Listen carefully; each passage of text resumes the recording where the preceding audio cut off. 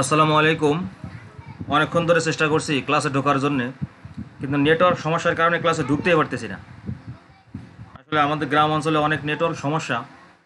এই সমস্যার কারণে আমরা ক্লাসে ঢুকতেই পারতেছি না ঠিক মতো। অনেকক্ষণ ধরে চেষ্টা করছি, প্রায় আধা ঘন্টা হয়ে গেলে চেষ্টা করছি, কিন্তু নেট সমস্যা। তো যাই হোক, তারপরে আমরা ক্লাসে ঢুকতে পারলাম। এই মুহূর্তে যারা ক্লাসে আসো এবং যারা পরবর্তী ক্লাসটা দেখবে সবাইকে স্বাগত জানাচ্ছি। শরণখোলা সরকারি কলেজের প্রত্যেক শিক্ষক চেষ্টা করছেন তাদের অনলাইন ক্লাসের মাধ্যমে তোমাদের এই করোনাকালীন সময়ের ক্ষতিটা পুষিয়ে নেওয়ার জন্যে। এখন তোমরা যদি এই ক্লাসগুলো দেখো, একটু সমস্যা হচ্ছে, কথা অনেক সময় বোঝা যায় না, অনেক সময় ভিডিওগুলো দেখা যায় না। তারপরে যতটুকু বুঝতে পারো, বাকি বুঝতে না পারলে আমাদের ইনবক্সে তোমরা জানাবা, অথবা মোবাইলে আমাদেরকে ফোন করবে, তাহলে আমরা বিষয়গুলো তোমাদেরকে বলতে পারবো। Sharankhola gov college online school নামে একটি গ্রুপ খোলা হয়েছে, যে গ্রুপে আমরা প্রত্যেক দিন ক্লাস আপলোড দিচ্ছি, ক্লাস নিচ্ছি প্রত্যেকদিন কমপক্ষে 3টে করে। এই জন্য তোমাদের উচিত হবে এখন একটু বেশি করে এমবি কিনে বলে এই ক্লাসগুলো নিয়মিত দেখতে থাকা। বিভিন্ন প্যাকেজের আন্ডারে, মানে যে তোমরা এমবিগুলো কিনে থাকো, এগুলো কিনে এখন দেখতে পারো। তোমরা ওই অন্য কাজে এমবি খরচ না করে এখানে এমবি খরচ করতে থাকো, যেটা তোমাদের কাজে লাগবে। তো আমি শুরুতে আমার পরিচয় দিয়ে নিচ্ছি। আমি মোহাম্মদ হাফিজুর রহমান, প্রভাষক সমাজ বিজ্ঞান বিভাগ, শরণখোলা সরকারি কলেজ, শরণখোলা বাগেরহাট। আমার মোবাইল নাম্বার দেওয়া আছে, প্রত্যেক ছাত্রছাত্রী আমার মোবাইল নাম্বার জানে, তা সত্ত্বেও আমি দিয়ে দিয়েছি। যদি প্রয়োজন পড়ে তো আমাকে ফোন করবে। আমার শিক্ষক বাতায়ন আইডি দেওয়া আছে। তোমাদের এই ক্লাসগুলো, প্রত্যেকটা ক্লাস আমাদের শিক্ষক বাতায়নে আপলোড করা হয়, এই জন্যে তোমরা ওখান থেকেও দেখতে পারবে। তাছাড়াও আমাদের যতগুলো ক্লাস, আমার পাওয়ার পয়েন্টে ক্লাস আছে, প্রত্যেকটা ক্লাস আপলোড দেওয়া আছে। শিক্ষক বাতায়ন থেকে যে কোনো সময় তোমরা দেখে নিতে পারবে। এছাড়া শিক্ষক বাতায়নে তোমাদের সকলে যুক্ত থাকা উচিত, কারণ সারা বাংলাদেশের মনে করেন প্রায় 80% শিক্ষক আমাদের শিক্ষক বাতায়নের সাথে জড়িত। যেন তারা তাদের নিজস্ব মেধা বুদ্ধি দিয়ে যখন যে ক্লাসগুলো ডেভেলপ করেন, সেই ক্লাসগুলো তারা আপলোড করেন। এই জন্য একসাথে আমার ক্লাসও করতে পারছো, সারা বাংলাদেশ সমস্ত সমাজবিজ্ঞান যে শিক্ষক মহোদয় আছেন তাদের ক্লাসও করতে পারছো। এটা তোমাদের জন্য একটা বিশাল প্লাস পয়েন্ট। তো আমরা আজকে যে বিষয়টা পাঠদান করব, যে সমাজবিজ্ঞান দ্বিতীয় পত্রের দ্বাদশ শ্রেণী, তোমরা এখন নতুন উঠে গেছো, আমরা নতুন দ্বাদশ, তোমরা দ্বিতীয় পত্রের নবম অধ্যায়। তোমাদেরকে বলছিলাম দশম, কিন্তু না, আমাদের নবম অধ্যায় এখন কিছু টপিক্স বাদ আছে। এই জন্য এই টপিক্সগুলো আলোচনা শেষ করে আমরা দশম অধ্যায়ে যাব। আমরা 50 মিনিট ধরে চেষ্টা করব তোমাদেরকে এই ক্লাসটা কন্টিনিউ করার জন্য। তো আমি ক্লাসগুলো সাধারণত নিয়ে থাকি পাওয়ার পয়েন্টেই। তোমরা জানো পাওয়ার পয়েন্টে আমি ক্লাস নিয়ে থাকি বেশি, এই জন্য পাওয়ার পয়েন্টের মাধ্যমেই তোমাদের এই ক্লাসগুলো নেওয়া হচ্ছে। তোমরা চেষ্টা করবে এগুলো দেখার এবং দেখে বোঝার এবং স্মৃতিতে ধরে রাখার চেষ্টা করবে, যাতে এই লেখা মনে না থাক, যদি ওই টপিক্সটা ওই চিত্রটা মনে থাকে, বা যে ভিডিওটা দেখাবো সেটাতে মনে থাকে, তো ওইটার বেসিকে তুমি কিছু কথা লিখতে পারো পরীক্ষায়, অটোমেটিক পাস করা তোমাদের কি সম্ভব হবে, ভালো মার্ক পাওয়া হয়তো সম্ভব হবে। নিচের চিত্রগুলো দেখো, এই চিত্রগুলো দেখে তোমরা অনুমান করতে পারবা যে আমাদের আজকের আলোচ্য বিষয় কি। আমি কিন্তু এখনো বলিনি যে আজকে আমাদের আলোচ্য বিষয় কী হতে যাচ্ছে, আমি কিন্তু এখনো বলি নাই যে আমাদের আজকের আলোচ্য বিষয় কি। চিত্র দেখে অনুমান করতে হবে তোমাকে যে আমাদের আজকের আলোচ্য বিষয় কি হইতে পারে। চিত্রগুলো দেখো, নিশ্চয়ই বুঝতে পারছো চাকরি চায়, তো চাকরি কারা চায় এটা তো ভালো করে বোঝো, যে চাকরি কাদের দরকার, কেন দরকার, তাই না? তারপরে দেখো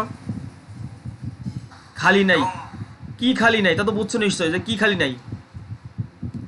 তো এটা বোঝা যাচ্ছে যে আমার ছবি দেখেই তোমরা অনুমান করতে পারো আমাদের আলোচ্য বিষয় কী হতে পারে। এই জন্য আমি ছবিগুলো নিয়ে এসেছি। ছবিগুলো নিয়ে আসার পিছনে কি আমার উদ্দেশ্য কিন্তু এটা, যে তোমরা যেন ছবি দেখে অনুমান করতে পারো যে আমাদের আলোচ্য বিষয় কী হতে পারে। এটা ব্রেন স্টর্মিং। তোমরা পরে যারা দেখবে তারাও চিন্তা করবে এটা নিয়ে। দেখো খেয়াল করে, নিশ্চয়ই কোনো একটা সমস্যা আছে, হয়তো চাকরি চলে গেছে, অথবা চাকরি পাচ্ছে না, বয়স দেখে মনে হচ্ছে চাকরি চলে গেছে, অথবা বেকার, কোনো কাজ কাম নেই। তো বোঝা যাচ্ছে সংসারের চাপ আছে, পরিবারের চাপ, তার উপরে কি করবে সে এখন দিশেহারা। এই জন্য দেখো এই বয়সে মানুষ চোখের পানি ফেলছে। এরপর দেখো প্রফেশনাল বেকার। বুঝতেই পারছো যে লেখাপড়া শিখছে ভালো, কাজ কামও পারে ভালো, কিন্তু কাজ নাই, কাজ পাচ্ছে না। তো বোঝাই যাচ্ছে যে সে প্রফেশনাল বেকার। এবার দেখো আমি শিক্ষিত বেকার, কত কথা এখানে লেখা আছে, ছবিতে কত সুন্দর করে দেওয়া আছে। এই ছবিগুলো জাস্ট মনে রাখতে হবে, আর কিছু না। তোমাদের কাজ হচ্ছে এই ছবিগুলো মনে রাখা। মনে রাখলেই তুমি 2-5 লাইন লিখতে পারবো আশা করা যায়, প্রশ্ন যেভাবে আসুক না কেন। আমরা টপিকসগুলো এমনভাবে সাজানো আলোচনা করবো যাতে প্রশ্ন যেভাবেই আসুক আমরা যেন লিখতে পারি, তাই না? আর এই ছবিগুলো মনে রাখতে হবে। ছবি তো মানুষের অন্তরে বা স্মৃতিতে গেঁথে যায়, মানুষের অন্তরে কিন্তু ছবি গেঁথে যায়। এই জন্য আমি ছবিগুলো নিয়ে আসছি। তো নিশ্চয়ই আজকের পাঠ কি হবে ইতিমধ্যে তোমরা মোটামুটি অনুমান করে ফেলেছো যে আজকের পাঠ কি হইতে পারে, তাই না? দেখো কি হইতে পারে আজকের পাঠ। বাংলাদেশে বেকারত্বের ধারণা এবং বেকারত্বের কারণ। নিশ্চয়ই বুঝে ফেলছো যে এতক্ষণ যে ছবিগুলো দেখালাম, এই ছবিগুলোর দ্বারা আমি কি বোঝাইতে চাচ্ছি। তো দেখো যে আমাদের আজকের পাঠটা কি, আমরা আজকে কি আলোচনা করব। এই এতক্ষণ আমি বলি না, এই কারণ হচ্ছে তোমরা একটু চিন্তা করো যে আজকের পাঠটা কি হইতে পারে। তো আজকের পাঠ হচ্ছে বাংলাদেশের বেকারত্বের ধারণা এবং বেকারত্বের কারণ। আমরা এই পাঠটা নিয়ে আলোচনা করব। আজ এই পাঠ শেষে আমরা কি শিখব? এই পাঠ শেষে আমরা শিখব যে বেকারত্ব সম্পর্কে আমরা বলতে পারবো। প্রথম কথা হলো বেকারত্ব কি জিনিস, কোন অবস্থাকে বেকার বলা হয়, বা বেকার কারা, কোন অবস্থাকে বেকারত্ব বলছি আমরা, কিভাবে চিনবো আমরা বেকারত্ব, এই বিষয়গুলো আমরা আলোচনা করব। আর আলোচনা করব হচ্ছে যে বেকারত্বের কারণ আমরা চিনতে পারবো, যে বেকারত্ব কেন হয়। তুমি জানো বা তোমরা জানো যে বাংলাদেশে বেকারত্বের অসংখ্য কারণ আছে, অসংখ্য কারণ আছে। আমরা এর থেকে বাছাইকৃত কিছু টপিকস পয়েন্ট আলোচনা করব, বাকি তোমরা বই থেকে এসব সংগ্রহ করবে, পত্র পত্রিকায় তোমরা বিভিন্ন সময় বেকারত্বের ফিচার দেখো, বেকারত্ব সম্পর্কে আলোচনা করা হয়, কারণ তুলে ধরা হয়, অনেক কাহিনী শোনানো হয়, অনেক পরিবারের কাহিনী আমরা শুনতে পাই। তারা বাংলাদেশে বেকারত্বের যে কারণগুলো আমরা কি বিশ্লেষণ করতে পারবো। এই আলোচনা শেষে আমরা বুঝতে পারবো যে বাংলাদেশে এই বেকারত্ব কেন হয়, এর বিশ্লেষণ করতে পারবো আমরা। কারণগুলো খালি জানবো তা না, এই কারণগুলো জানার পরে আমরা এগুলো বিশ্লেষণ করতে পারবো। আমরা আলোচনার মধ্যে চলে যাই আস্তে আস্তে। তোমরা যারা ক্লাস দেখছো নিশ্চয়ই আমাদের বলা ছিল ক্লাসের ক্যাপ্টেন ক্লাসে কমপক্ষে আসবে, কারণ সবাই নেট সুবিধা নেই, সবাই এই সুবিধাগুলো পায় না। গ্রাম অঞ্চলের নেট তো এত দুর্বল যে আমি আধা ঘন্টা পরে ক্লাসে ঢুকতে পারছি। এই জন্য তোমরা যারা ক্লাসে আসো, বিশেষ করে ক্যাপ্টেন তো নিশ্চয়ই ক্লাসে আসো, তো তুমি ক্লাসটা শেয়ার করো যাতে অন্যরাও দেখতে পায়, বা তোমার বন্ধুরা তোমার সাথে অ্যাড আছে, যাতে আমার সাথে অনেকে অ্যাড নেই, গ্রুপেও অ্যাড নেই। তোমাদের অনুরোধ থাকলো, ক্যাপ্টেন হিসেবে তোমাদের দায়িত্ব প্রত্যেককে সচেতন করে এই ক্লাসে অ্যাড করবে এবং আমাদের গ্রুপে অ্যাড করে দেবে। এটা ক্যাপ্টেন হিসেবে তোমাদের দায়িত্ব।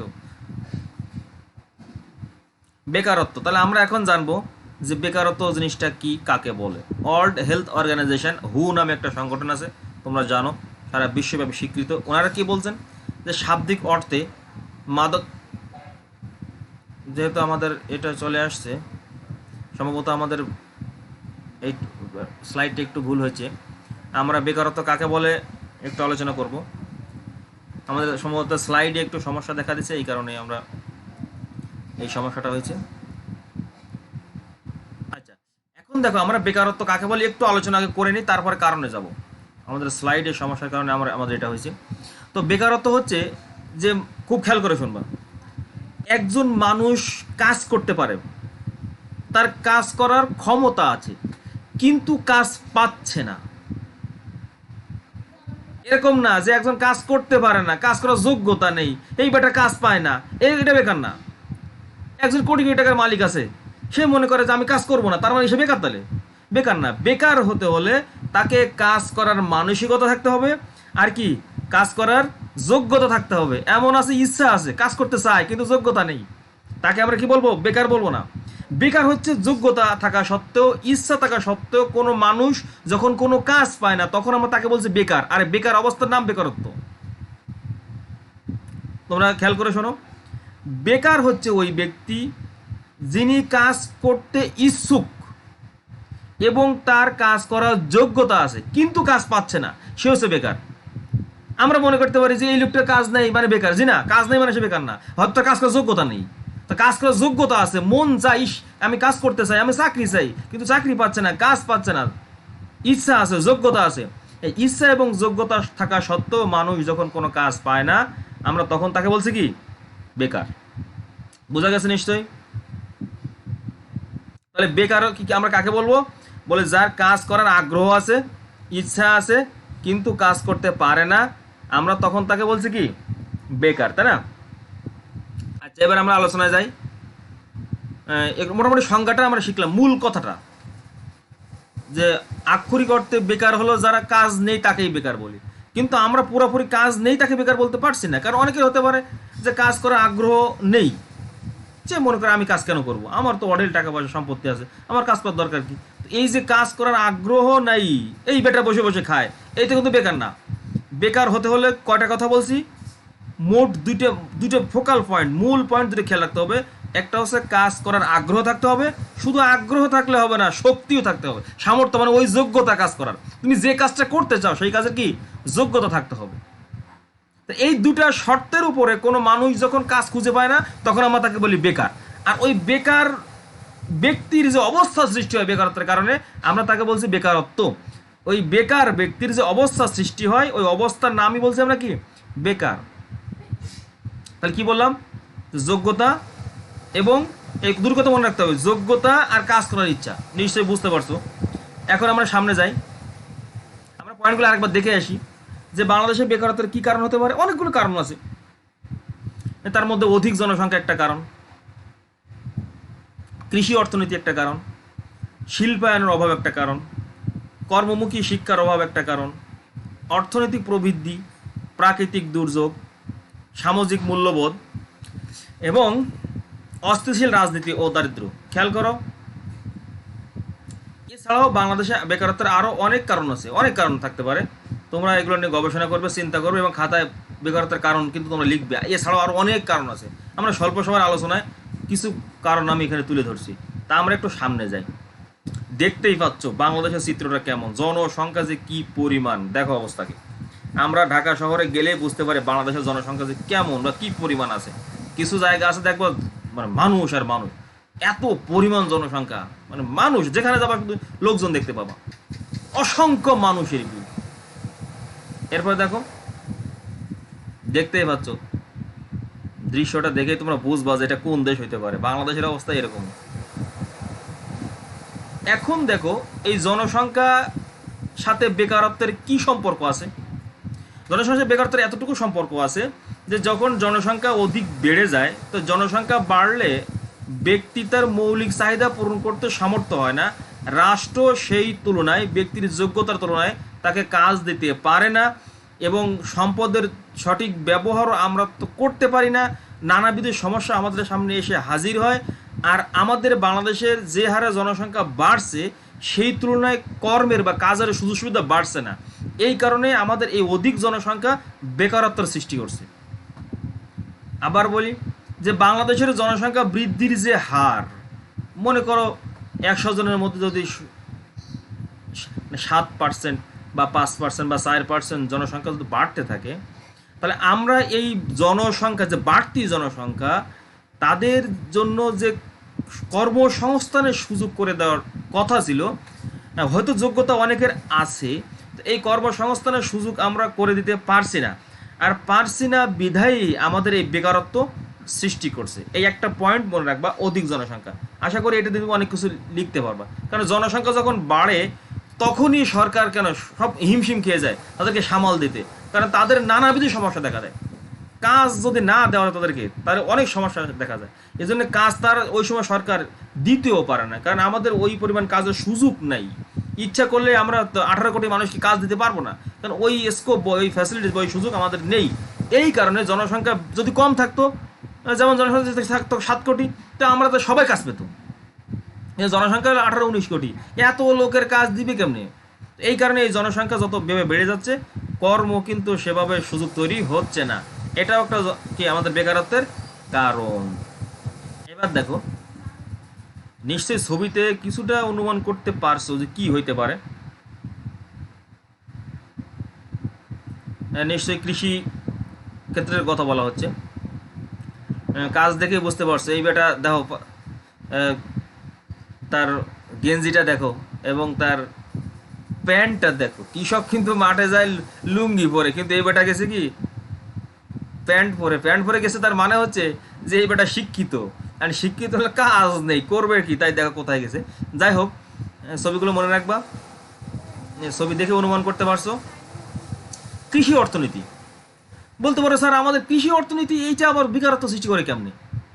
খেয়াল করো, বাংলাদেশের কৃষি আধুনিকরণ না হয় দেশের অধিকাংশ কৃষক নির্দিষ্ট সময় কাজ করে, বাকি সময় বেকার থাকে।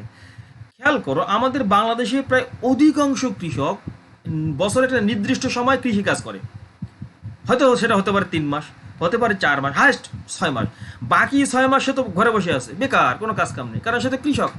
আর কৃষি অর্থনীতি যদি আমাদের আধুনিক কৃষি ক্ষেত্র যদি আধুনিকরণ হতো, আমরা যদি কৃষি ক্ষেত্রে আধুনিক প্রযুক্তির ব্যবহার করে ওই ফসলটা একবার না করে যদি 2বার বা 3বার করতে পারতাম, তাহলে অথবা কৃষিক্ষেত্রে যে বিভিন্ন যন্ত্রপাতির ব্যবহার আছে, আধুনিক যন্ত্রপাতির ব্যবহারগুলো নিশ্চিত করতে পারতাম, তাহলে নিঃসন্দেহে আমাদের এখানে কিছু কর্মসংস্থানের সৃষ্টি হতো, যেটা আমরা পারছি না।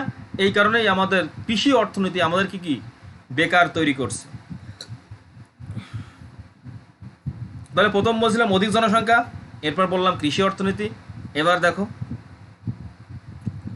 এর একটা শিল্প কলকারখানার ছবি দেখানো হচ্ছে।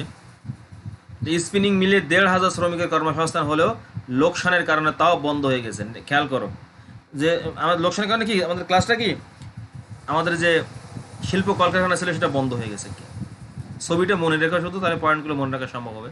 দেখো এটা বন্ধ করে দেওয়া হয়েছে, অবস্থা দেখো, অবস্থা দেখে অনুমান করতে পারছো।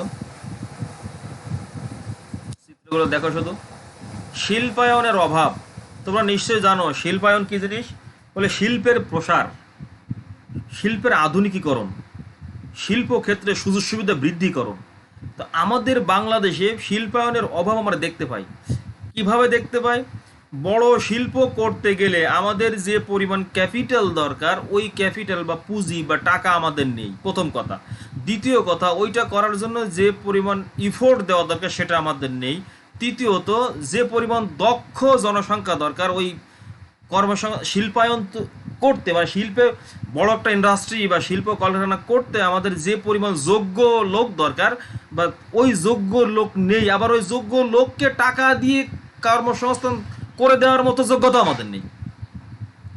এই কারণেই আমাদের দেশে শিল্পায়ন ঠিক মতো হয় না। আবার শিল্পায়ন অনেক যারা শিল্পপতি বা কোটিপতি আছে তারাও শিল্পায়নের সবচেয়ে ভূমিকা তারাই রাখে। কিন্তু একটা বড় ইন্ডাস্ট্রি করার পূর্ব মুহূর্তে সে চিন্তা করে যে আমার এই ইন্ডাস্ট্রিতে যদি আমি ফল্ট করি, আমাদের লাভ না হয়, তাহলে তো আমার সব শেষ হয়ে যাবে। আবার সে ভয় পায়, চিন্তা করে, বাবা এত কোটি ইনভেস্ট করবো আমি, দরকার কি হচ্ছে, ব্যাংকে পড়ে রাখলে আমি কোটি কোটি টাকা থেকে অন্তত আমার যে মাসিক লাভ আসবে তাতেই আমার চলে যাবে, আমার দরকার নেই ফ্যাক্টরি করা। এছাড়া আরও অনেক অসুবিধা আছে। কলকারখানা বড় বড় যারা শিল্পপতি আছে এনারা করতে চায় না, নানাবিধ সমস্যায় বাংলাদেশে অসংখ্য সমস্যার জর্জরিত। এই কারণে আমাদের শিল্পের কি প্রসার ঠিকমতো আমরা দেখতে পাচ্ছি না। এখন দেখো যে স্বাধীনতার পর আমাদের দেশ যেন স্বাধীনতার আগে 57 থেকে শুরু করে স্বাধীনতা পর্যন্ত, মানে আমাদের দেশে এত সমস্যা ছিল, মানে পশ্চিম পাকিস্তানি মানে যে আমাদের উপর যে আক্রমণ, মানে এই আক্রমণের কারণে আমাদের অর্থনৈতিক, রাজনৈতিক, সামাজিক যে শোষণ, এই শোষণের কারণে আমাদের অর্থনৈতিক বিকাশ লাভ করেনি, শিল্পায়ন তেমন কি হয়নি। এই কারণে স্বাধীনতার পরে এদেশে তেমন শিল্পের বিকাশ দেখতে পাইনি, বা স্বাধীনতার আগে যেমন যতটুকু ছিল পরেও তেমন একটা বিকাশ আমরা দেখতে পারিনি। বরং আরও কি যে সুযোগ সুবিধাগুলো ছিল সেগুলো বন্ধ হয়ে গেছে। আগে যে ফ্যাক্টরিগুলো ছিল, অনেক বড় বড় জুট মিল ছিল যেগুলো বন্ধ করে দেওয়া হয়েছে। কেন? লাভ নেই, কর্মচারী বেতন দিতে পারে না, কেন চালাবে সেটা? এই কারণে কি হচ্ছে? বেকারত্বের সৃষ্টি হচ্ছে বিভিন্ন। আচ্ছা, বর্তমান সময় তুমি একটু দেখো, আমাদের যে কোভিড-19 কারণে, করোনা ভাইরাসের কারণে সারা পৃথিবী স্থবির হয়ে আছে। এই সময় তুমি খেয়াল করে দেখো, এই সময় বড় বড় ফ্যাক্টরিগুলোর মালিক যারা আছে তারা কি পরিমাণ লসের বা ক্ষতির সম্মুখীন হচ্ছে। তারা কিভাবে এখন এই ফ্যাক্টরিগুলো ধরে রাখবে? আর ধরে না রাখে বাধ্য হয়ে তাদের কর্মচারী ছাড়াই দিয়ে দেবে, তাই বেকারত্ব সৃষ্টি হবে অটোমেটিক। গার্মেন্টসে লক্ষ লক্ষ শ্রমিক কাজ করে, তারা সব বেকার হয়ে যাবে, ঠিক না? এদের শিল্পের অভাব, এটা আমাদের বাংলাদেশের জন্য বেকারত্ব সৃষ্টির একটা কারণ। এবার ছোট্ট একটা কাজ, যে লর্ড বেভারিজের বেকারত্ব সংখ্যাটি লেখো। দুর্ভাগ্যজনক আমরা তোমাদের সংখ্যাটা স্লাইডে দেখাতে পারিনি, কিন্তু আমি সংখ্যাটি বলেছি, যে সংখ্যাটা বলেছিলাম আমি, মনে করে দেখো, যে কর্মক্ষম ব্যক্তি যোগ্যতা থাকা সত্ত্বেও বা ইচ্ছা থাকা সত্ত্বেও যখন কোনো কাজ পায় না, তখন আমরা তাকে বেকারত্ব বলছি, ঠিক আছে? এখন দেখো এর পরের চিত্রটা দেখো। চিত্র দেখলে অনুমান করতে পারবো আমার আলোচনাটা কি হইতে পারে। তো নিশ্চয়ই বুঝতেই পারছো, খেয়াল করে দেখো তারা যে কাজগুলো করছে সেই কাজগুলো কোন ধরনের কাজ, একটু অনুমান করো কোন ধরনের কাজ। হ্যাঁ, নিশ্চয়ই বুঝতে পারছো যে কর্মমুখী শিক্ষার অভাব। একজন ছেলে অথবা একজন মেয়ে মাস্টার্স পাস করার পরে যখন বাংলাদেশ সরকার বা বাংলাদেশের সমাজ তাকে চাকরি বা কোনো কর্ম দিতে পারে না, তো তখন যদি তার কোনো উৎপাদনমুখী কর্ম শিক্ষা থাকতো, দ্যাট মিনস কর্মমুখী শিক্ষা, তাহলে তার আর ওই সরকারের উপর দিকে তাকিয়ে বসে থাকা লাগতো না। অটোমেটিক সে কি কোনো কাজ নিজেই করতে পারতো, নিজেই একটা ব্যবসা প্রতিষ্ঠান খুলে দিয়ে অথবা একটা দোকান দিয়ে সেখানে কোনো হয়তো মোবাইলের ওয়ার্কশপ দিতে পারতো, অথবা অন্য যে কোনো কর্মমুখী কাজ সে সেখানে করতে পারতো। সে তারা সরকারের জন্য সমাজের জন্য বসে থাকার কোনো কি দরকার ছিল না। কিন্তু কি হচ্ছে, আমাদের দেশের ছেলেমেয়েরা অধিকাংশ তার কর্মমুখী শিক্ষায় মানে উৎসাহ পায় না। এবার নানাবিধ কারণ থাকতে পারে। তো এই উৎসাহ যে পায় না, এই কারণে আমরা দেখি যে আমাদের একটা ছেলে মাস্টার্স পাস করার পরেও তাকে যদি ছোট্ট একটা কাজ দেওয়া হয় যে এই কাজটা তুমি করো, সে পারে না, অথচ সে মাস্টার্স ডিগ্রিধারী। এটা তার দোষ না, আমাদের এডুকেশন কি ব্যবস্থায় এই সমস্যাটা বিদ্যমান। কেন আজকে একটা ছেলে মাস্টার্স পাস করে সামান্য একটা হাতের কাজ পারবে না এই কারণে যে তাকে শেখানো হয়নি। এইখানে আমাদের সবচেয়ে বড় একটা সমস্যা যেখানে দেখা যাচ্ছে যে আমাদের জনসংখ্যা বেড়ে যাচ্ছে, কিন্তু সেই জনসংখ্যাকে যদি আমি কর্মমুখী শিক্ষায় শিক্ষিত করতে পারতাম তাহলে আমাদের বেকারত্ব আর কি থাকতো না। সেই জন্য উৎপাদনমুখী এবং হাতে কলমে শিক্ষা না থাকার কারণে বেকারত্ব বাড়ছে। এই মূল কথাটা মনে রাখতে হবে যে আমাদের যে শিক্ষা, এই শিক্ষাটা উৎপাদনমুখী না এবং হাতে কলমে শিক্ষা না, হাতে কলমের শিক্ষা না। আমরা ছোটবেলায় শিখাচ্ছি গনিমে একজন কৃষক, তো তার একটা মেয়ে আছে, মেয়েটা বিবাহ দেওয়ার সময় সে তার জমি বিক্রি করে দিল, অনেক টাকা ঋণ হয়ে গেল। কত জিনিস তাদেরকে শেখাচ্ছি। ওই বেটা গনি মিয়া তার সন্তানকে কৃষিকাজ হাতে কলমে তো শেখাই নাই, তাই না? হাতে কলমে শিখেছে, শেখাই নেই। আর মানুষের কাছে হাত পাততে ঋণ নিতে আমাদেরকে উদ্বুদ্ধ করা হয়েছে। অথচ সে যদি ঋণ না নিয়ে ওটা না শিখায় শিক্ষা দেওয়া হতো যে গনি মিয়া তার মেয়েকে বিবাহ দেওয়ার জন্য এরকম 5টা গাছ রোপণ করেছিল ছোটবেলায়, অথবা তাকে একটা শিক্ষিত করেছিল, হাতে কাজে শিক্ষায় সেলাই মেশিনে কাজ শিখাইছিল, তো এখন সে গনি মিয়ার আর টাকা হাত করার দরকার নেই মেয়ে বিয়ে দেওয়ার জন্য। অটোমেটিক সে মেয়ের বিয়ে দিতে পারে, কারণ সে তার মেয়ে সেলাই মেশিনে কাজ পারে, তার ইনকামের ব্যবস্থা আছে। ওই 5টা গাছ ছিল বিক্রি করে দিয়ে এখন সে অনেকটা ইনকাম করে, ওটা দিয়ে তার মেয়ে বিবাহ দিতে পারছে, তাই না? তাহলে কর্মমুখী শিক্ষার অভাব এটা একটা বেকারত্ব সৃষ্টির অন্যতম কারণ। এবার দেখো, নিশ্চয়ই এখানে অর্থনীতির কিছু বলা হচ্ছে যে আমাদের, খেয়াল করে ছবিগুলো দেখো,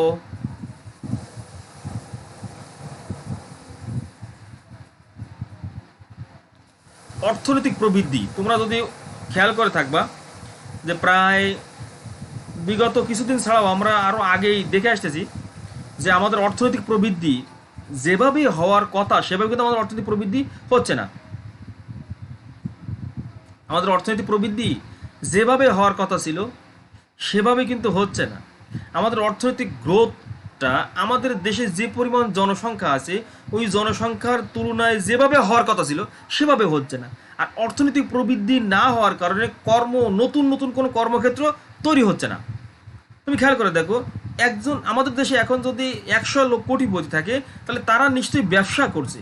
তো এই ব্যবসা ক্ষেত্রে তাদের যদি সেরকম লাভ না আসে তাহলে সে ওই ব্যবসা সেক্টরকে আরো বড় করবে না, বা ওই পুঁজি আরো অন্য কোথাও খাটাতে পারবে না, বা সেখানেও পুঁজি খাটাতে পারবে না। যদি তাহলে সে পুঁজিটা বা লাভটা না খাটায় তাহলে কর্মসংস্থান তৈরি হবে না, কর্মসংস্থান তৈরি হবে না। তা কর্মসংস্থান তৈরি যদি না হয় তাহলে বেকারই থাকবে, কাজ পাবে না সে। এই জন্য অর্থনৈতিক প্রবৃদ্ধি আমাদের দেশে কি ঠিকমতো হচ্ছে না। খেয়াল করো, দেশের শিল্পের বিকাশ উন্নয়নমুখী কর্মসূচি গ্রহণ না করার কারণে প্রবৃদ্ধির হার তেমন ভালো নয়, ফলে বেকারত্ব দিন দিন বাড়ছে। আমাদের দেশের শিল্পের বিকাশ, একটু আগে বললাম শিল্পায়নের অভাব, উন্নয়নমুখী কর্মসূচি গ্রহণ করা, উন্নয়নমুখী কর্মসূচি আমাদের দেশে খুব কম আছে নেই বলবো না, কিন্তু খুব কম, চাহিদার তুলনায় খুব কম, তেমন ভালো না। এই ফলে কি বেকারত্ব কি আমাদের দিন দিন বেড়ে যাচ্ছে। ছবিগুলো দেখো, এইটা নিশ্চয় আমরা যে এলাকাতে আছি শরণখোলা সেই এলাকার দৃশ্য হইতে পারে। দেখো, এটা আমরা নিত্য নৈমিত্তিক দিনের আমাদের মনে হয় যেন প্রতিদিনের কার একটা দৃশ্য আমাদের জীবনে।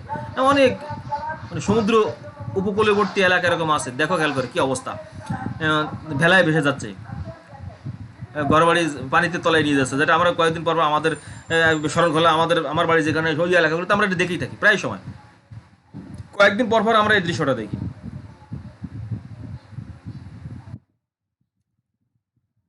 দেখো কি অবস্থা, দেখতো ঘর বাড়ি ভেঙে কি অবস্থা। এটা নিশ্চয়ই প্রাকৃতিক দুর্যোগ, এটা আমাদের নিত্যদিনের সঙ্গী, আমাদের নিত্যদিনের আমাদের পরিচিত এটা, তাই না? প্রাকৃতিক দুর্যোগ এইটা আমাদের দেশের একটা আমাদের যেন বললাম প্রতিদিনকার জীবনের সাথে সম্পৃক্ত হয়ে গেছে, আমার কেন যেন অভ্যস্ত হয়ে গেছে। দেখো ঘন ঘন প্রাকৃতিক দুর্যোগ, নদী ভাঙ্গন, বন্যা, জলোচ্ছ্বাস, খরা, সিডর, আয়লা ইত্যাদির কারণে বেকারত্বের সৃষ্টি হচ্ছে। বলতে পারো স্যার প্রাকৃতিক দুর্যোগ হলে বেকারত্ব হবে কেন? নদী ভাঙলে আবার এ কোথায় বেকারত্ব সৃষ্টি হবে কেন? বন্যার কারণে হবে কেন? জলোচ্ছ্বাসে হবে কেন? খরা, সিডর, আয়লা এগুলো বেকারত্ব সৃষ্টি হবে কেন? তোমরা একটু যদি বুদ্ধি খাটাও বুঝে যাবা যে প্রাকৃতিক দুর্যোগ হলে বেকারত্ব সৃষ্টি হবে কেন। খেয়াল করো, নদী ভাঙন হলে কি হবে, যে মানুষগুলো নদীর সঙ্গে তাদের পেশা জড়িত, যেমন মাছ ধরা, তো নদীর সাথে যার পেশা জড়িত, নদী যদি ভাঙ্গন হয়ে যায় তো প্রথম তো তার জীবন, তার ঘরবাড়ি যাবে প্রথম কথা, দ্বিতীয়ত তার জীবন হুমকির সম্মুখীন হবে, তৃতীয়ত তার মাছ ধরা পেশাও শেষ, হয়তো একটা নৌকা ছিল সেটাও শেষ। এখন সে বেকার থাকবার তো হবেটা কি? এখন সে বাধ্য হয় বেকার, কারণ তার যে কাজ ছিল সেই কাজ এখন শেষ। এছাড়া সুন্দরবনের সঙ্গে জড়িত অসংখ্য মানুষ, ওইখান থেকে তারা জীবিকা অর্জন করে। তো যখন এই প্রাকৃতিক দুর্যোগ দেখা দেবে, এই খরা, জলোচ্ছ্বাস, ঘূর্ণিঝড়, ভূমিকম্প হবে, বলে তখন তারা ওই তাদের পেশা আর যেতে পারবে না। হঠাৎ করে সরকার, বা সরকার কেন, আমাদের জীবনের ঝুঁকি নিয়ে কোন মানুষ এই নদী ভাঙ্গনের মধ্যে ওই নদীর মধ্যে যাবে? বা তখন সে ঘরে বসে থাকে, ফলে কি বেকারত্বের সৃষ্টি হয়। এটা একটা গুরুত্বপূর্ণ কারণ বাংলাদেশের জন্য। তোমাদের অনেকেই আছে, অনেক পরিবারে আছে, যেহেতু আমরা সুন্দরবন এলাকার লোক, নদী ভাঙ্গন এলাকার লোক, তা আমরা পরিচিত যে নদী ভাঙলে কি ঘটে, প্রাকৃতিক দুর্যোগ হলে কি ঘটে। সিডরের সেই ধাক্কা এখনো আমাদের অনেকে মানে মনে দাগ কাটে, আয়লার সেই ধাক্কা এখনো মনে দাগ কাটে। কেন? অনেক মানুষের অনেক সমস্যার সৃষ্টি হয়েছে, তাই না? এই কারণে বেকারত্ব সৃষ্টি হচ্ছে বাংলাদেশে। এইবার দেখো ছবিটা একটু দেখো যে বেকার সৃষ্টি হচ্ছে কেন।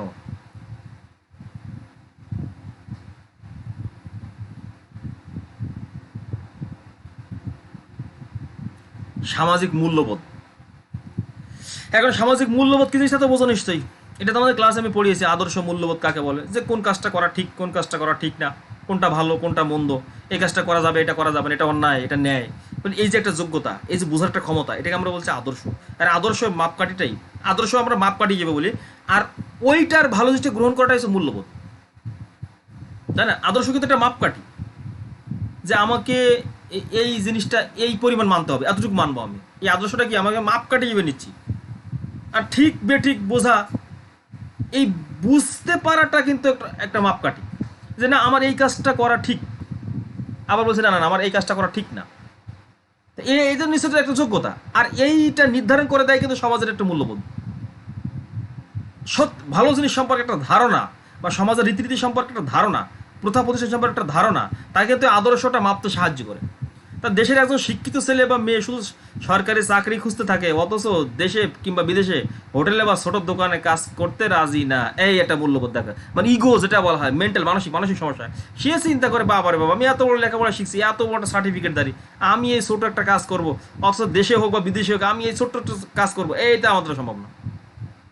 তখন কি সে বেকার থেকে যায়। অথচ ইচ্ছা করলে সে ছোট্ট কাজ করে তার ইনকাম করতে পারতো, কর্মসংস্থানের ব্যবস্থা হতো। অনেক ছোট ছোট কাজ কিন্তু আছে, কর্মসংস্থানের ব্যবস্থা কিন্তু বাংলাদেশে নিজে নিজে করে নেওয়া যায়। অনেক ছোট কাজ আছে যেটা দেখতে ছোট, কিন্তু কাজটা করার কারণে তার অর্থনৈতিক পরিবর্তন খুব দ্রুত হয়ে যেতে পারে, এমন অনেক কাজ আছে, তাই না? তা আমাদের দেশের সামাজিক মূল্যবোধটা এরকম যে ছেলেটা লেখাপড়া শিখে যায়, লেখাপড়া শেখার পরে অথবা সার্টিফিকেট পেয়ে যায়, চাকরি খুঁজতে থাকে, বড় বড় চাকরি, আর খালি ভাবে যে আমি এত লেখাপড়া শিখলাম, একটা বড় চাকরির দরকার আমার। তো চাকরি খুঁজতে চাকরি হয় না, আর এসে কি করে, ওই চাকরি পায় না, তখন সে দেশের মধ্যে অথবা বিদেশে যে ছোট ছোট কাজ করবে, তার বেকারত্ব দূর করবে, সেটাও সে করে না। এই কারণেই কি আমাদের সামাজিক মূল্যবোধ আমাদেরকে বেকারত্বের সৃষ্টি করছে। এই যে দেখো এবার হরতালে কি হয় তোমরা জানো নিশ্চয়ই, আগুন দিয়ে পড়ে গাড়ি ঘোড়া পুড়িয়ে দেওয়া হচ্ছে। এটা বুঝতে পারছো যে কি ঘটনা ঘটতে যাচ্ছে।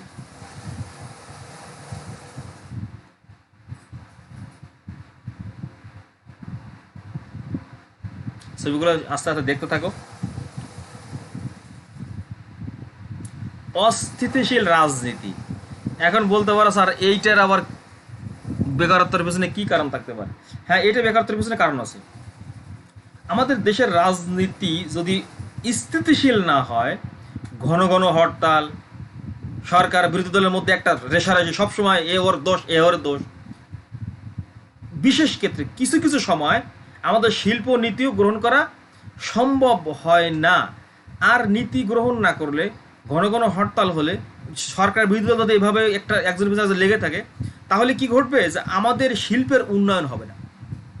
আর শিল্পের যদি উন্নয়ন না হয়, তাহলে মানুষ কাজটা পাবে কোথায়? আমাদের শিল্পায়ন না হয়, নগরায়ন না হয়, বলে আমাদের যদি কর্মসংস্থানের সৃষ্টি না হয়, তাহলে আমাদের বেকারত্ব দূর হবে কেমনে? আর অস্থিতিশীল রাজনীতি এটার পিছনে দায়ী।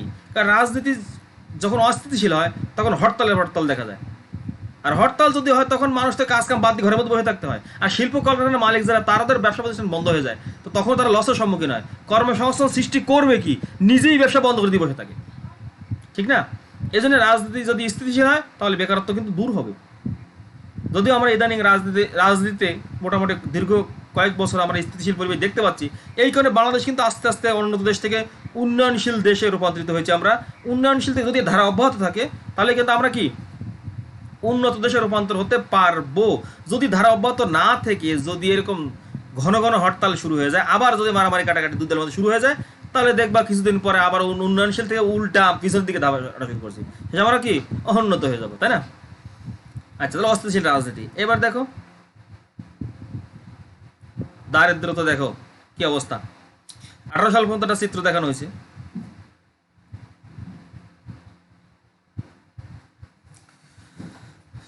দেখতে পাচ্ছ এখানে, কি চিত্রটা দেখে অনুমান করতে পারছো?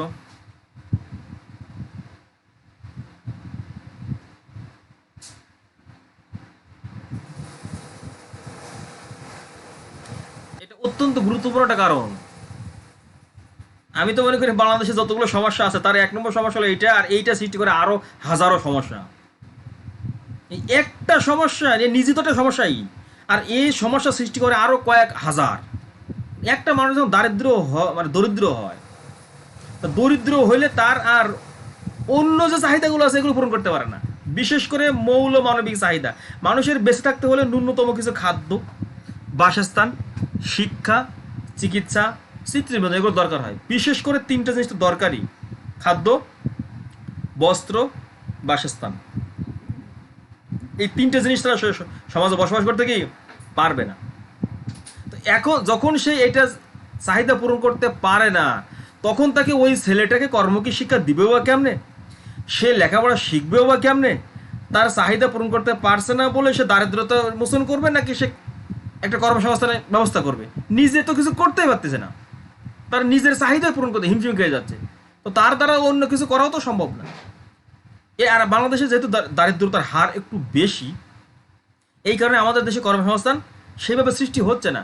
আবার বলতে পারো স্যার, দারিদ্রতার পিছনে আরও অনেকগুলো কারণ আছে। একটা হচ্ছে, যেমন দেখো, যে যেমন কৃষি পরিবারে, আমি উদাহরণ দিয়ে তোমরা সহজে বুঝতে পারবা। কৃষি পরিবারে সন্তান মনে করে লেখাপড়া শিখছে, তো 4 বছর 5 বছর বা 5ম শ্রেণী পর্যন্ত পড়ার পরে পিতামাতা চিন্তা করে যে আমার তো সংসার দারিদ্রতা আছে, এই ছেলেকে কৃষিকাজে লাগাইতে হবে, তাহলে আমার কৃষিকাজে সহযোগিতা না করলে কি হবে? তো ওই ছেলে কৃষিকাজে লেগে গেলে এখন এর দ্বারা আর কি কাজ করা সম্ভব? না লেখাপড়া শেষ করতে পারলো, না কোনো কর্মসংস্থান ব্যবস্থা করতে পারলো, না নিজে কোনো কর্মমুখী শিক্ষা শিখলো, এখন সে তো বেকারই থাকবে। তো এই অধিকাংশ ক্ষেত্রে আমাদের কৃষি পরিবার বা কৃষক যারা আছেন, তাদের ছেলেগুলো বিশেষ করে, মেয়েও ইদানিং কৃষিকাজে জড়া যাচ্ছে। তো এই তারা সে কোনো কর্মসংস্থানের ব্যবস্থা ঠিকমতো করতে পারে না, ফলে তাদের দারিদ্রতা আরও বেশি সৃষ্টি হয়। আর দারিদ্রতা সৃষ্টি হলে অটোমেটিক বেকারত্ব সৃষ্টি হয়ে যাবে। আশা করি তোমরা এতক্ষণ যে আলোচনা ছিল, আলোচনাগুলো বুঝতে পারছো। আলোচনাটা অত্যন্ত সহজ এবং তোমাদের জীবনের সাথে সম্পৃক্ত। হতে পারে আমার পরিবারে আমার ভাই, অথবা আমার পিতা, অথবা আমার চাচা, কেউ না কেউ বেকারত্বের সম্মুখীন। আর এই কারণে আমি এটা হাড়ে হাড়ে টের পাচ্ছি, আমি বুঝি যে বেকারত্ব কেন, কারণ কারণগুলো আমার চোখের সামনে স্পষ্ট, তাই না? আমি দেখতে পাচ্ছি। এখন তোমার দলগত একটা কাজটা তোমাদের আমি ক্লাসেই করাই। এখন যেহেতু তোমরা ক্লাসটা দেখছো, তোমরা নিজে নিজে কাজগুলো করে আমাকে ইনবক্স করবে যে বাংলাদেশের বেকারত্বের কারণগুলো তালিকাকারে প্রকাশ করো। আমি মাত্র 8টা বা 10টা কারণ দেখিয়েছি। এই ছাড়া আরও অসংখ্য কারণ থাকতে পারে তোমার জানা মতে, তোমার সমাজে যে কারণগুলো তুমি মনে করো যে বেকারত্বের পিছনে কারণ। বলতে পারে স্যার আধুনিক প্রযুক্তির 6টা বেকারত্বের কারণ। হ্যাঁ, হতে পারে। একটা উদাহরণ দিই, তারপর আমরা আলোচনা শেষ করব। যেমন মনে করো একটা ফ্যাক্টরিতে 100 জন শ্রমিক কাজ করে, যে উৎপাদন করে, মালিক চিন্তা করলো আধুনিক প্রযুক্তি ব্যবহার করে একটা মেশিন কিনে নিয়ে আসবে, মনে করো 10 লক্ষ বা 20 লক্ষ টাকা দিয়ে। আনার পরে ওই মেশিনে উৎপাদন হচ্ছে আগের চেয়েও 10 গুণ বেশি, শ্রম লাগবে অল্প, খরচ হচ্ছে অল্প। তখন সে চিন্তা করে ওই 100 জনের মধ্যে বাছাইকৃত মাত্র 2 জনকে দিয়ে মেশিনটা চালাবো, বাকি 98 জনের কাজ শেষ। তো প্রযুক্তি বৃদ্ধি পেয়ে তো অনেকে বেকারও তৈরি করছে, তাই না? বেকার তো সৃষ্টি হচ্ছে। কিন্তু তো এখন একটা তুমি তালিকাটা তৈরি করবা, এটা তোমার কাজ। এখন তোমাকে বাড়ির কাজ দিচ্ছি একটা, এই বাড়ির কাজটা খাতায় লিখে রাখো, অথবা পরে ভিডিও দেখেও তোমরা দেখতে পারবা। এই বাড়ির কাজটা করবা, যদি কোনো প্রশ্ন থাকে আমাকে জানাবা। যে সামাজিক সমস্যা হিসেবে বেকারত্ব ভয়াবহ আকার ধারণ করেছে। বর্তমান যে সামাজিক সমস্যাগুলো আছে, অসংখ্য সামাজিক সমস্যা বাংলাদেশে আছে। এই সামাজিক সমস্যার মধ্যে বেকারত্ব ভয়াবহ আকার ধারণ করছে। ভয়াবহ হয় কখন নিশ্চয়ই তোমরা জানো, যে প্রচণ্ড ক্ষতিকর অবস্থা সৃষ্টি করছে। তুমি যদি এটা মনে করো, তাহলে এর পিছনে নানাবিধ কারণ দায়ী। একটা কারণ দায়ী না, অসংখ্য কারণ বা নানাবিধ কারণ দায়ী। তুমি যদি একমত হয়ে থাকো তাহলে যুক্তি দেখাবো তোমার পক্ষে, বলবা যে স্যার বেকারত্ব এই কারণে হয়, এই কারণে হয়, আর এতগুলো কারণ জড়িত বিধায় এটা ভয়াবহ আকার ধারণ করছে। নিশ্চয়ই বুঝতে পারছো যে সামাজিক সমস্যা হিসেবে বেকারত্ব ভয়াবহ আকার ধারণ করছে, এর পিছনে নানাবিধ কারণ দায়ী। তুমি যদি একমত থাকো নিশ্চয়ই আমার সাথে একমত হবে, কারণ বাংলাদেশের বেকারত্বের হার তুমি দেখতে পাচ্ছ। একটা চাকরির জন্য লক্ষ লক্ষ আবেদনপত্র পড়ে। তাহলে চিন্তা করো, চাকরির পোস্ট একটা, বেতন হয়তো 5,000 টাকা, কিন্তু আবেদন পড়ছে 10 লাখ, পোস্ট একটা। তাহলে এটা কেন হচ্ছে? এটা বেকারত্বের কারণে। বেকার সব, চাকরি দরকার, কাজ চাই, চাকরি চাই। আর অধিকাংশ গার্মেন্টস ফ্যাক্টরিতে যাবা, দেখবে একেবারে স্পষ্ট করে সুন্দর করে লেখা আছে, কর্ম খালি নেই, লেখা থাকে না? কর্ম খালি নেই, তার মানে কি তার কাজ নেই, এসে কাজ পাবে। কিন্তু এত পরিমাণ জনসংখ্যা আমাদের দেশে, তাদের সবার কাজ আমরা দিতে পারছি না। এই জন্য আমি নিশ্চয়ই, আমার বিশ্বাস তো তোমরা আমার সাথে একমত হবা, যে আমাদের বাংলাদেশের সামাজিক সমস্যা বেকারত্ব ভয়াবহ আকার ধারণ করছে। আর এর পিছনে নানাবিধ কারণ দায়ী। এই কারণগুলো তুলে ধরবা, আর তোমার যুক্তি দেখাবা যে স্যার এই কারণে হয়, তাই না? যুক্তি দেখাবো তুমি। আর তুমি তো মনে করো না স্যার বেকারত্ব কোনো সমস্যা না, এটা কোনো সমস্যা না, আমরা সবাই চাকরি করি, আমরা সবাই ভালো আছি, জি না? এটা সার্বিকভাবে বলছি। শুধু বাংলাদেশ, তোমার পরিবারে 5 জন চাকরি করে, বা আরেকজনের পরিবারে 10 জন বেকার, ঠিক না? এটা তুমি পুরো সমাজটা নিয়ে, দেশটা নিয়ে চিন্তা করবা, চিন্তা করে তুমি যুক্তি দেবা। সর্বশেষ, শরণখোলা সরকারি কলেজের পক্ষ থেকে, সমাজ বিজ্ঞানের বিভাগের পক্ষ থেকে তোমাদেরকে ধন্যবাদ দিয়ে আমাদের আজকের ক্লাস শেষ করছি। ততক্ষণে তোমরা ভালো থাকো, সুস্থ থাকো, এবং আশা করি একটু চিন্তার মধ্যে আসো, যেহেতু আমাদের সারা বাংলাদেশে, কিন্তু সারা বিশ্ব স্তব্ধ হয়ে আছে, সবাই একটা আতঙ্কের মধ্যে আছে যে আমাদের কি হতে যাচ্ছে। কিন্তু এই আতঙ্কর মানে তো এই না যে আমার সব কিছু ছেড়ে দিয়ে বসে থাকতে হবে, আমাকে সব কিছু চালিয়ে যেতে হবে। সব কিছু হচ্ছে, পৃথিবীর মানুষ সব কিছু অনলাইনে সম্পাদন করছে, আমাদেরও করতে হবে, তাই না? তোমাদের স্বতঃস্ফূর্ত অংশগ্রহণ আমাদের এই কর্মকাণ্ডকে আরও সামনে নিয়ে যাবে। ততক্ষণে তোমরা বাড়িতে থাকো, সুস্থ থাকো, সবাই সকলের জন্য দোয়া করো। আর যদি কোনো প্রশ্ন থাকে, যদি জানার থাকে, আমাকে ফোন করতে পারবা, অথবা আমার ইনবক্সে যোগাযোগ করতে পারবা। আর সর্বশেষ অনুরোধ হলো, আমাদের গ্রুপে তোমরা যারা ছাত্র ক্যাপ্টেন হিসেবে আছে ক্লাস দেখছো, তোমাদের অনুরোধ থাকলো যারা আছে সবাইকে তুমি এই গ্রুপে অ্যাড করে দাও, যাতে আমাদের ক্লাস প্রত্যেক দিন 10টা থেকে একটা, 11টা থেকে একটা, 12টা থেকে একটা, 3টে ক্লাস আমাদের পার ডে এই ক্লাসে আমরা প্রচার করছি, আমাদের গ্রুপে প্রচার করছি। এবং এছাড়াও আমরা কিছু শিক্ষক আছি যারা এক্সট্রা ক্লাস, আমার ক্লাসটা এক্সট্রা অতিরিক্ত ক্লাস, আমরা অতিরিক্ত ক্লাস নিচ্ছি, এটা তোমাদের সুবিধা করার চিন্তা করে। তোমরা এই সহযোগিতাটুকু